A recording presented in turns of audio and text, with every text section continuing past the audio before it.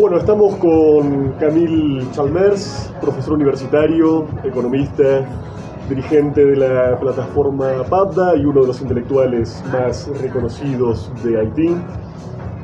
Camille, te tengo unas cuantas preguntas, pero la primera, para intentar comenzar a tirar del hilo de la coyuntura haitiana, es ¿cómo describirías muy brevemente y para un público internacional y no especializado cuál es la situación política y securitaria que hoy por hoy atraviesa aquella nación caribeña? Bueno, estamos viviendo hace más de 4 años ahora una situación caracterizada por mucha violencia y que es parte de una larga guerra contra la nación haitiana, una guerra imperialista contra la nación haitiana. Así que es un nuevo episodio particularmente doloroso, con muchos sufrimientos, con mucha destrucción, y donde realmente se ha alcanzado un punto muy avanzado en el objetivo de desarticular la sociedad y de convertir a Haití en una entidad caótica ingobernable, ¿no? Que es una apelación que ya utilizaban hace más de 15 años para describir a Haití. Y así que es una situación donde la población haitiana está pagando realmente un costo muy alto en esta guerra que se ha intensificado durante los últimos años. Así que estamos viviendo una grave crisis económica con el desplomo del PIB, con un crecimiento negativo desde 8 años consecutivos. Es una situación de depresión y una situación donde el desempleo está alcanzando niveles inéditos, una situación donde la violencia, sobre todo en la región metropolitana, ha forzado a más de 1 millón de personas a abandonar sus casas y sus barrios. Ahora estamos hablando de casi 1.300.000 refugiados, ¿no? Así que es el tercio de la población de la capital. Así que, por supuesto, esta violencia se caracteriza también por muchos homicidios, mucha violación contra mujeres, niñas y niños, y destrucción de barrios. Es muy importante subrayar que el blanco de esa violencia son los barrios populares de Puerto Príncipe, y barrios populares que se habían mostrado muy activos políticamente después de la caída de la dictadura, pero también como respuesta de las fuerzas progresistas frente a la imposición por Estados Unidos de un régimen de extrema derecha del PHTK, que a partir del 2010 empezó a hacer un trabajo metódico de desmantelamiento de los aparatos estatales. Y sí que la población se reorganizó y surgieron varias olas importantes de movilización, cientos de miles de gente, a veces millones de gente de la calle, protestando contra eso, y la respuesta fue la intensificación de la violencia a través del crimen organizado. Así que estamos frente a una violencia sistemática, orquestada por esas pandillas armadas que no solamente atacan a los barrios populares, destruyen muchos elementos del casco urbano, pero se atacan también al patrimonio nacional. Por ejemplo, es muy importante subrayar que las universidades han sufrido más ataques que los bancos, ¿no? Lo que es una cosa que evidencia cuál es el objetivo de esa violencia, que es parte de un proyecto político conducido por el imperialismo norteamericano contra el pueblo haitiano. Hay que subrayar también que la situación que vivimos actualmente es el resultado del impacto de choques de gran amplitud sufridos por la nación haitiana durante los últimos años. Estamos hablando, por ejemplo, de la aplicación de los planes neoliberales que han destruido gran parte de la capacidad productiva del país. Estamos hablando de ocupaciones militares dirigidas por Estados Unidos con el paraguas de Naciones Unidas o de la OEA, pero que han cometido crímenes muy graves contra la población haitiana y que han acelerado el proceso de desmantelamiento de los aparatos estatales. Por ejemplo, después de la caída de Duvalier, el pueblo haitiano supo reorganizarse a través de una nueva constitución y la población tenía mucha confianza en la nueva institucionalidad, participando masivamente en las elecciones. Y tuvimos elecciones, por ejemplo, en diciembre de 1990, con la subida al poder de Jean-Bertrand Aristide, ¿no? Y Estados Unidos, con sus aliados internos de la oligarquía, han organizado golpes de Estado contra presidentes electos democráticamente. Y no solamente esto, pero también un ataque sistemático a toda la institucionalidad que había surgido de la nueva constitución y de esa nueva voluntad del pueblo haitiano de organizar un sistema político democrático, participativo, que podría permitir que el país salga de la larga noche de la dictadura duvalierista. Camil, ¿y encontrás algún tipo de antecedente en la historia haitiana, ya sea contemporánea o un poco más antigua, con este momento? ¿O estamos en una fase completamente inédita, en una situación completamente inédita, en este caso en Haití? ¿O con qué momento compararías esta coyuntura haitiana si fuera? La situación tiene características nuevas. Y una de las características nuevas que tiene es que esas pandillas pertenecen a redes transnacionales del crimen organizado. Y son muy ligados al narcotráfico, al tráfico de armas, al tráfico de personas, de migrantes, etcétera, ¿no? Y de órganos humanos. Así que el Caribe, América Central, está atravesado por redes bastante sofisticados del crimen organizado y es la manifestación del crecimiento y del peso cada vez creciente de la economía criminal, ¿no? De la economía criminal, que sabemos sobre todo que en temporada de crisis del sistema económico, ¿no? Surgen monstruos, surgen procesos de destrucción, por ejemplo, ligado a la guerra, ligado al genocidio, ligado a la destrucción de pueblos enteros, y estamos viviendo ese momento. Pero la crisis que estamos viviendo en esta coyuntura tiene algunas similaridades con la crisis del inicio del siglo XX, que Estados Unidos utilizó el pretexto del caos para organizar una intervención militar que duró 19 años y que fue un punto de bifurcación en la reorganización del sistema político y el proceso de toma de control desde afuera del sistema político, un sistema de tutela que no se llama así, pero que es un sistema político donde muchas de las decisiones estratégicas, muchos de los espacios estratégicos están ocupados directamente por el imperialismo norteamericano. Pero las investigaciones muestran que la situación de inestabilidad y de caos que precedió a la intervención militar fue también manipulada y estimulada por el imperialismo, ¿no? Así que realmente fue un momento muy grave y es importante entender lo que pasó con la ocupación militar norteamericana porque explica un poco las características de la dependencia que estamos sufriendo hoy, que por supuesto está muy ligado también a la violencia racista del imperialismo, porque nunca el imperialismo aceptó la existencia del pueblo de Haití como entidad autónoma, ¿no? Siempre han hecho muchos procesos, desatado muchos procesos para destruir esa nación y demostrar que eso no puede existir y que es un fracaso, ¿no? Así, y por supuesto con la alianza con los países europeos como Francia, que realmente siempre ha mantenido una voluntad de venganza contra Haití y su revolución. Y bueno, Camil, estamos ahora mismo en Bogotá, capital de Colombia, país que quizás poca gente sabe, que limita con Haití, que comparte una frontera marítima.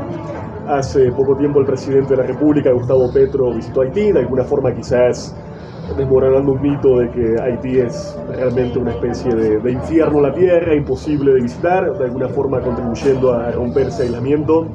Quería preguntarte por esos vínculos, esas relaciones entre Haití y Colombia, en clave histórica, pero sobre todo también en relación al actual proceso de cambio en Colombia y también al gobierno de transición que hoy por hoy está llevando las riendas del Estado haitiano, calculo que con dificultades en el proceso. Pero ¿cómo ves ese vínculo entre Haití y Colombia? Sí, al inicio del siglo XIX, después de la Gran Revolución Haitiana de 1804, se desarrollaron muchos lazos entre el gobierno, el Estado haitiano y los grupos que estaban luchando para la independencia de la Gran Colombia, ¿no? Y de hecho, muchos dirigentes importantes visitaron Haití, como Miranda, como Bolívar. Decenas de dirigentes políticos se refugiaron en Jacmel y no solamente en esos momentos no solamente se formaron en el calor de la experiencia revolucionaria haitiana, pero Bolívar concretamente recibió una ayuda sustancial en armas, municiones, alimentos, barcos y soldados, ¿no?, que jugaron un papel muy importante para vencer a España.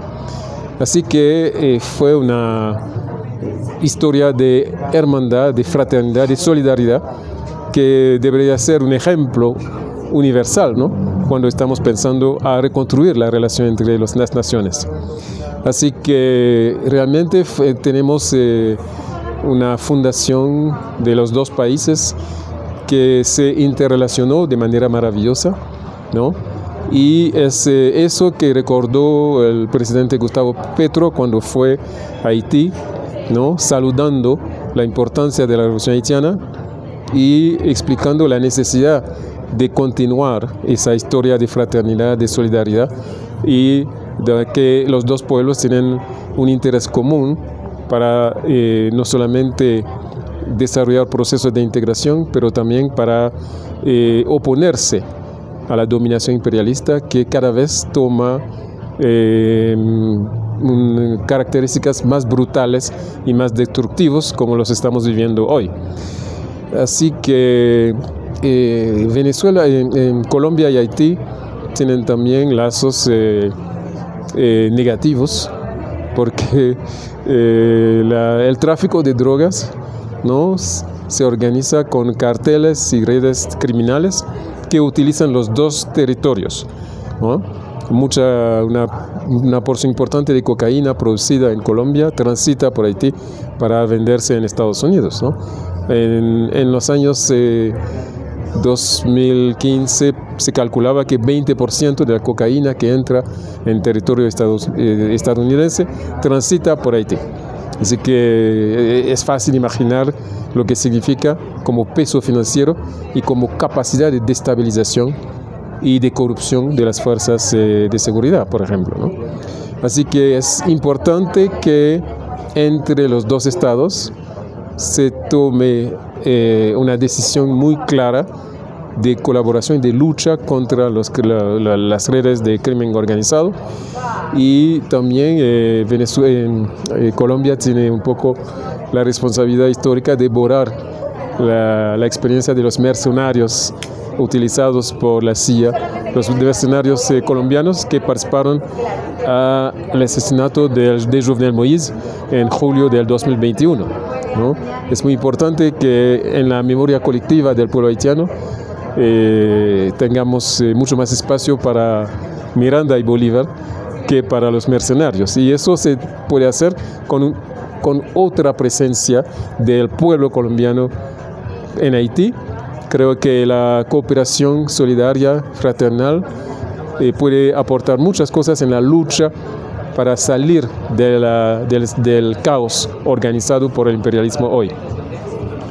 Y quería preguntarte, pensando en esta guerra contra Haití, como vos la denominás, y en estos actores armados y en estas economías ilícitas, ¿cómo caracterizar exactamente a estos grupos criminales en el país? Vemos incluso debates en torno a cómo entenderlos. Incluso hay sectores de la prensa del norte global que han llegado a definirlos como grupos revolucionarios, insurgentes, de alguna forma haciéndose eco de alguna especie de retórica anti-oligárquica e incluso anti-imperialista.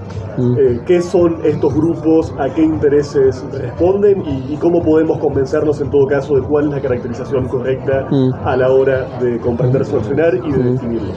Sí, es una manipulación grosera para confundir, e incluso eso no solamente en Haití, pero en muchos otros países vemos la voluntad del imperialismo de convertir esos grupos, los grupos armados criminales, en actores políticos, ¿no? Bueno, vemos lo que pasó en Siria, por ejemplo, cuando los que llamaban terroristas se convierten en demócratas respetables, ¿no? de noche a mañana. Así que en Haití estamos viendo un poco ese proceso donde realmente tratan de convertir sus obreros en dirigentes políticos para seguir controlando el juego político en Haití, porque es un poco el objetivo fundamental del imperialismo, que es controlar el juego político en Haití para evitar una posible alianza política con Cuba y Venezuela, que cambiaría de manera sustancial las relaciones de fuerza a nivel de la cuenca del Caribe. Bueno, esos grupos surgieron primero como respuesta de la oligarquía y del imperialismo frente a una fuerte movilización popular, y se atacaron a los espacios donde había una energía constante de movilización, y los barrios populares de Puerto Príncipe fueron los bancos principales de la destrucción y de la violencia criminal de esas bandas. Y hay que subrayar también que la violencia desatada contra el pueblo haitiano tiene alguna diferencia del comportamiento de las bandas criminales en otros países.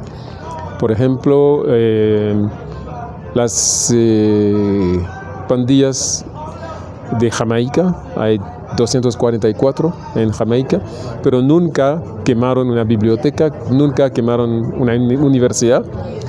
Así que en Haití se atacan al patrimonio colectivo, ¿no? Destruyeron más de 6 universidades, destruyeron el principal hospital de referencia del país y más de 38 centros hospitalarios, ¿no?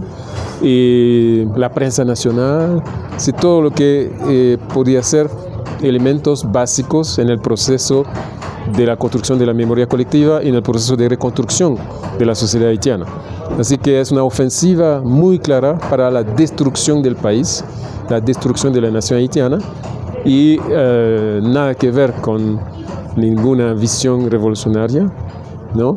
Y incluso hay un odio hacia los sectores populares, ¿no? Que se manifiesta diariamente, ¿no? Y también las pandillas criminales están utilizadas contra la producción campesina en la zona de Artibonite, que es la segunda región donde hay más presencia de esas bandas criminales. Atacan directamente a la producción arrocera, y la zona de Artibonite es una de las zonas más productivas, y la producción arrocera se ha reducido de manera muy significativa durante los 3 últimos años. Así que es una manipulación muy grosera para presentar esos criminales que trabajan para Estados Unidos, que trabajan para el imperialismo, que reciben sus armas, sus municiones desde el imperio, para presentarles como revolucionarios. Realmente es un intento para tachar la palabra revolución y desorientar totalmente al pueblo en la constitución de alianzas eficaces que pueden realmente conducir a la constitución de fuerzas de transformación política real. Y entonces, Camil, definidos estos procesos y también caracterizados sus actores principales a nivel local e internacional, ¿cuál te parece que son los objetivos de fondos de esta guerra declarada contra la población y el Estado haitiano? ¿Qué tiene Haití que sea tan importante, sea en términos geopolíticos, económicos o en la dimensión que sea, para justificar este tipo de ataques? Creo que fundamentalmente hay tres elementos. Hay un primer elemento que es histórico, que es la proyección simbólica de la revolución haitiana, porque la revolución de 1804 es una revolución que proyecta realmente otra visión de sociedad, que proyecta la necesidad de romper los mecanismos de la explotación, de la sobreexplotación y del colonialismo, una revolución antiesclavista, una revolución anticolonial, una revolución antirracista y una revolución anticapitalista y una revolución contra las economías de plantación. Así que la revolución haitiana tiene un contenido subversivo y proyecta la posibilidad para los pueblos explotados de rebelarse y de vencer a las fuerzas más potentes de dominación, porque en Haití se ha podido vencer a los tres ejércitos más potentes, ¿no? España, Inglaterra y Francia, ¿no? Así que es esa imagen que hay que destruirla, ¿no? Y hay que demostrar que eso no es posible, no existe eso, ¿no? Que no es el camino a seguir. El segundo elemento es el contexto geopolítico, porque como sabemos todos, la cuenca del Caribe, no solamente por su cercanía, pero por su rol en el proceso de acumulación del capital transnacional, es una zona estratégica para Estados Unidos.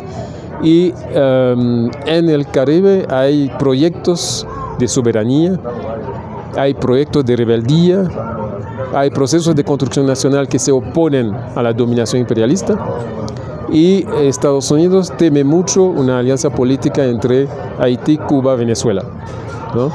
Y que produciría una situación de una nueva relación de fuerza a nivel de la cuenca del Caribe.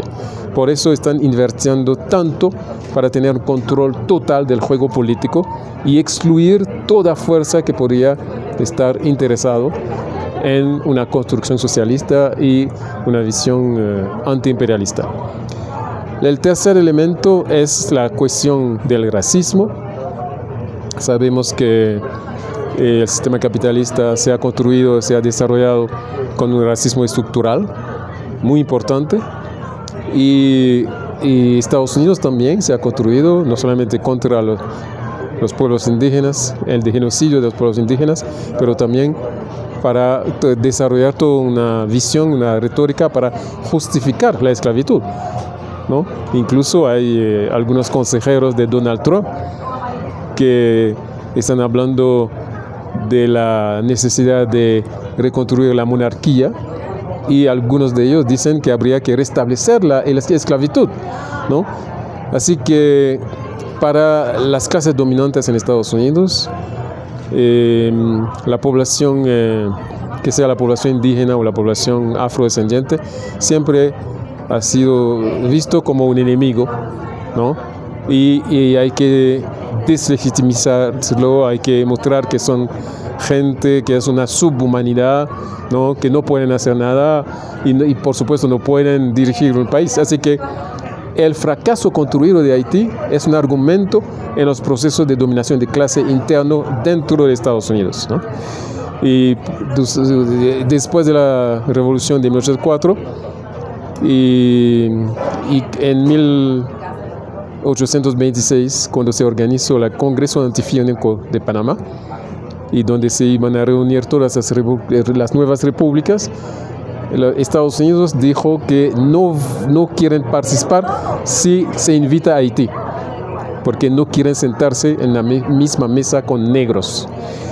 Así que incluso cuando finalmente el gobierno de Estados Unidos reconoció a Haití, después de mucha presión popular, se han producido muchas peticiones reclamando ese reconocimiento, pero nunca la hicieron. Pero hay algunos historiadores norteamericanos que dicen que cuando tuvieron que pronunciar la abolición de la esclavitud, en la mente de algunos sectores de las clases dominantes es que Haití podría representar la misma fuerza de trabajo que estaban perdiendo con los esclavos dentro de Estados Unidos. Así que incluso que el reconocimiento que se otorgó a Haití no fue un reconocimiento para realmente tratar a Haití como un estado de igual a igual, ¿no? Era siempre insertar a Haití en esos mismos procesos neoesclavistas de dominación. Así que siempre ha habido una negación de la existencia de ese pueblo. Y eso se ha manifestado de múltiples formas en la historia, ¿no? Así que este racismo juega un papel muy importante en el tratamiento que se da a Haití y explica las diferenciaciones que existen en los sistemas de dominación con Haití y con otros países de la región. Y el último factor es la cuestión de los recursos. Bueno, por supuesto, desde 1915, con la primera ocupación militar de nuestro territorio, la migración, la captación de mano de obra ha sido un elemento fundamental. Incluso Haití ha contribuido mucho en el suministro de mano de obra barata para la expansión de la industria capitalista norteamericana en toda la región, en Cuba, en República Dominicana, incluso en Centroamérica. Se ha utilizado masivamente la mano de obra haitiana, ¿no? Y han creado condiciones para que Haití sea permanentemente exportando mano de obra, ¿no? Y así que, aparte de eso, hay también recursos del subsuelo muy importantes, sobre todo en la coyuntura actual, en la competencia con China. Las investigaciones demuestran que en el subsuelo de República Dominicana y de Haití hay recursos bastante importantes para el imperialismo hoy, ¿no? Hablan de iridium, hablan de litio, hablan de tierras raras, hablan de oro, bauxita, cobre, carbonato de calcio, etc. Así que, por supuesto, la organización del caos en Haití y el mantenimiento de esa inestabilidad facilita el acceso a esos recursos y acelera el proceso de un eventual saqueo de los recursos que existen en Haití. Y por supuesto hay que subrayar que la clase dominante en la República Dominicana, ¿no?, es un aliado de ese proyecto de destrucción. No solamente a través de la frontera facilita el suministro de armas y municiones a las pandillas, pero también las élites reaccionarias en la República Dominicana siempre han producido un discurso sobre Haití como país no viable, ¿no?, y que entra totalmente en esa misma visión imperialista. En relación a esa mención que haces del gobierno de República Dominicana, quería preguntarte por la suerte, la situación de la diáspora haitiana, de su migración, vinculado a estos gobiernos conservadores que vos mencionabas, pero no solamente en Dominicana, sino pensando también en el regreso de Donald Trump a la Casa Blanca. ¿Cuál es la situación de la migración haitiana bajo justamente la emergencia de estos gobiernos ultraconservadores en todo el hemisferio? Sí, bueno, la migración haitiana y la utilización de la mano de obra haitiana desde el inicio del siglo XX ha sido un elemento muy importante en el proceso de acumulación capitalista, y en la región se ha desarrollado todo un discurso de desprecio hacia los haitianos, prolongando el discurso racista colonial, ¿no? Y se puede decir que la experiencia de los migrantes haitianos en los países de la región es una experiencia muy traumática, ¿no?, muy difícil, muy dolorosa. El único lugar en el Caribe donde hay un respeto de los migrantes haitianos es Cuba, ¿no? Y es muy importante subrayarlo porque Cuba fue el primer país receptor de cientos de miles de trabajadores haitianos. Fidel Castro, en la ceremonia que hizo en la Plaza de la Revolución en 1968, dijo que la gran riqueza a su carrera cubana se debe básicamente a la presencia de la mano de obra haitiana, y decidió que todos los haitianos presentes en el territorio cubano y todos los descendientes de los haitianos pueden tener la nacionalidad cubana automáticamente, ¿no? Es una cosa muy interesante para ver la diferencia de tratamiento, ¿no? Y solamente un proyecto socialista podría realmente tomar en cuenta, ¿no? que es necesario otra relación entre los pueblos, ¿no? Y Cuba es el único lugar donde, por ejemplo, hay una voluntad de promoción del creol. El creol se enseña en la Universidad de La Habana. Hay estaciones de radio que difunden programas en creol desde más de 40 50 años. Recientemente se ha fundado una biblioteca Jean-Jacques Dessalines que tiene solamente libros en creol, ¿no? Así que era una relación cualitativamente totalmente distinta. Y también más recientemente, desde el año 1998, Cuba mantiene en Haití la presencia de una brigada cubana que ha hecho contribuciones muy importantes en las mejorías de la salud pública en Haití. Y para ir terminando, Camil, quería preguntarte por las resistencias. ¿Cómo enfrenta la juventud haitiana, las mujeres, los trabajadores, el campesinado, este proceso de guerra contra la población? Y bueno, ¿qué esperanzas, qué expectativas positivas podemos cifrar en esa resistencia? También puntualmente, si nos puedes contar un poco de este movimiento que se ha dado a conocer como el Guacalé, qué hace, qué implica, qué significa para esta coyuntura tan dramática que vive la nación. Sí, frente a esa situación dramática, la población haitiana sigue resistiendo, ¿no? Y heroicamente. Y con muy pocos recursos y un poco en una especie de soledad, porque hay mucho silencio a nivel mundial sobre la crisis haitiana. No se habla. Mucha gente no sabe realmente que la nación haitiana está enfrentando una guerra casi genocida. Así que es muy importante reconocer la valentía, la firmeza, la creatividad de la resistencia del pueblo haitiano. Y podría dar muchos ejemplos, pero bueno, un ejemplo que yo utilizo mucho es Puerto Príncipe, 3 millones de habitantes, totalmente cercado, las principales carreteras cerradas. Es que no hay manera por ejemplo, para la alimentación de esta población. Con los circuitos clásicos es imposible. Pero las mujeres, lo que llamamos Madasaga en Haití, se sacrifican todos los días, enfrentando riesgos cotidianos para traer comida en Puerto Príncipe. Y los mercados populares están llenos de comida, llenos de productos alimenticios, gracias a ese sacrificio diario de las mujeres haitianas, que a veces caminan 45, 48 kilómetros a pie, con muchas cargas en la cabeza para traer comidas en la capital. Cada vez que estoy comiendo, ¿no?, recuerdo ese sacrificio.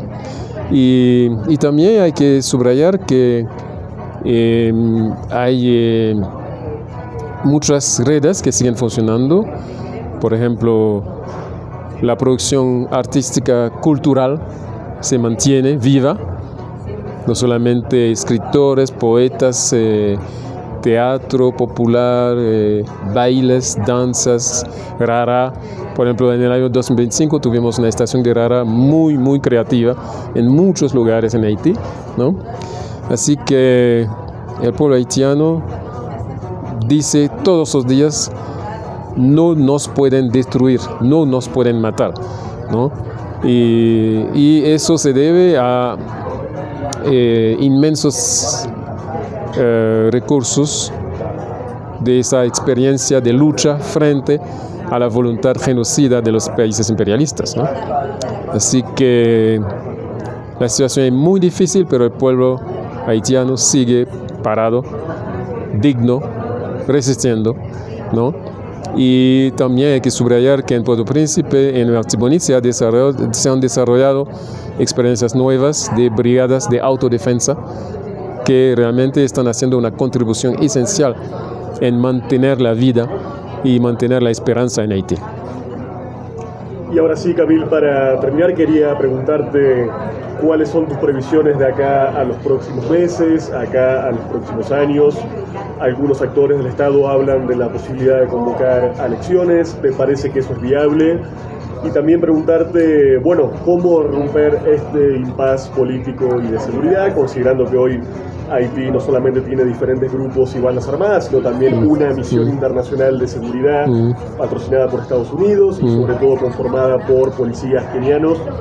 ¿Cuál es, en tu perspectiva, en tu mirada, en tu experiencia, el camino de resolución pacífico, democrático de esta crisis? ¿Qué cabe hacer? Y bueno, en todo caso, ¿qué pueden hacer los otros, los sujetos no haitianos, gobiernos, países, estados, para apoyar esa salida que vos consideres la más deseable? Sí. Estábamos hablando de la resistencia, pero también hay que señalar la valentía de gran parte de la policía haitiana, que combate todos los días en situaciones con fuerzas desiguales frente a pandillas sobrearmados que no tienen ningún problema en conseguir municiones por decenas de miles de República Dominicana, de Estados Unidos, y eso es muy importante subrayar el rol que está jugando la policía haitiana frente a eso, y también el hecho que el tejido social que han tratado de destruir, ¿no?, sigue vivo. Y, por ejemplo, la producción campesina se mantiene a pesar de todo. Las organizaciones de mujeres siguen trabajando. Muchas organizaciones de jóvenes siguen trabajando. Y en la situación actual tenemos una confusión porque después de la salida del primer ministro Ariel Henry, algunos sectores progresistas habían hecho una propuesta de formar un consejo presidencial de 3 miembros, etc. Esta propuesta fue desviada por el CARICOM y Estados Unidos y crearon un consejo de 9 miembros, pero 9 miembros con una dominación clara de los sectores de derecha y muchos de ellos ligados a los sectores de la extrema derecha, ¿no? Así que tenemos un consejo presidencial de transición donde existen muy fuertes contradicciones internas. Pero las pandillas declaraban que su enemigo principal es el consejo, ¿no? Así que tuvimos un año con un balance bastante limitado del consejo, que no ha logrado realmente los objetivos principales, pero también para mantener el caos y la idea de la ingobernabilidad, las fuerzas conservadoras están desarrollando un discurso anti-CPT, ¿no? Y mucha gente se deja llevar por ese discurso sin darse cuenta de las contradicciones internas que existen, y muchos sectores laboran para mantener esa visión de ingobernabilidad, ¿no? Así que en la situación actual tenemos un consejo que tiene muy poca legitimidad, ¿no? Y con episodios de corrupción, etcétera, de mal gestión, etcétera, pero que está contribuyendo a mantener cierta vida administrativa, política, ¿no? Por ejemplo, los funcionarios públicos reciben su salario cada fin de mes, el Banco Central mantiene algunos procesos, etc. Pero en la actualidad es evidente que el punto clave es la eliminación de esa violencia masiva que se utiliza contra el pueblo haitiano. Y para vencer esa violencia es muy difícil que se haga solamente con los recursos del país, porque estamos frente a grupos sobrearmados que tienen contactos militares de Colombia, de Estados Unidos con ellos. Así que es evidente que las estructuras de seguridad en Haití necesitan un apoyo que para nosotros debería venir de los gobiernos progresistas básicamente y también de los movimientos sociales y populares del continente, ¿no? Y es un apoyo que puede expresarse de múltiples maneras, ¿no? Y de presencia de brigadas. Hay que subrayar que tenemos la Brigada Médica Cubana presente en el país, ahora con 68 médicos, y la Brigada del Movimiento Sin Tierra también, que se mantiene en Haití, pero sería interesante reforzar estas brigadas y construir nuevas brigadas que podrían ayudar al pueblo haitiano a hacer frente a la crisis actual. Y creo que podemos inspirarnos en experiencias como la Guerra de España, cuando centenares de militantes salieron de todos los continentes para ir a luchar con el pueblo de España frente a las fuerzas fascistas, ¿no? Creo que es eso que podríamos reanudar, y el pueblo haitiano ha demostrado su voluntad de seguir esta lucha, pero ahora está en una situación donde realmente hay mucha debilidad en las fuerzas de resistencia por la duración larga de la crisis, ¿no? Y las múltiples ofensivas del imperialismo, como por ejemplo la cuestión de la migración, porque la migración está utilizada con doble filo. No solamente se capturan recursos vitales. Por ejemplo, en mi facultad tuvimos que cerrar un departamento porque los principales profesores a tiempo completo se fueron en el programa Biden, ¿no?